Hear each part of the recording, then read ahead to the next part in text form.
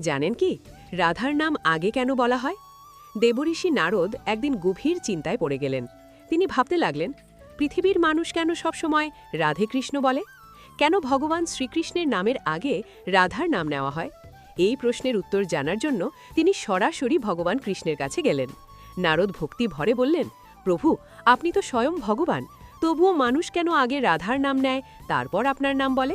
কৃষ্ণ মৃদু হেসে বললেন, নারদ, এর উত্তর শুধু শুনলে হবে না, তুমি পৃথিবীতে গিয়ে নিজে দেখো। কৃষ্ণের কথা শুনে নারদ পৃথিবীতে এলেন। তিনি দেখলেন মন্দিরে, রাস্তায়, ঘরে ঘরে ভক্তরা ভগবানের নাম জপ করছে। কেউ বলছে কৃষ্ণ, কেউ বলছে গোবিন্দ, কিন্তু অনেকেই গভীর ভক্তি নিয়ে বলছে রাধে কৃষ্ণ, রাধে কৃষ্ণ। এটা দেখে নারদ খুব অবাক হয়ে গেলেন। তার মনে প্রশ্ন জাগল, কৃষ্ণ তো স্বয়ং পরমেশ্বর, তবুও মানুষ কেন আগে রাধার নাম নিচ্ছে?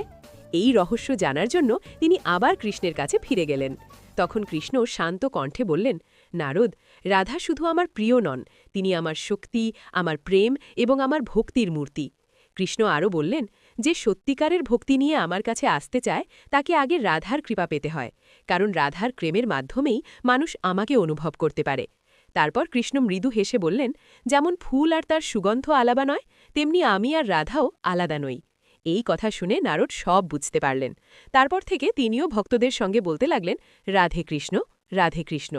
ভক্তি আর প্রেমের মাধ্যমেই ঈশ্বরকে পাওয়া যায়, আর সেই প্রেমের চিরন্তন প্রতীক হলেন রাধা। এই রকম আরও ভিডিও দেখতে হলে সাবস্ক্রাইব করুন। রাধে কৃষ্ণ।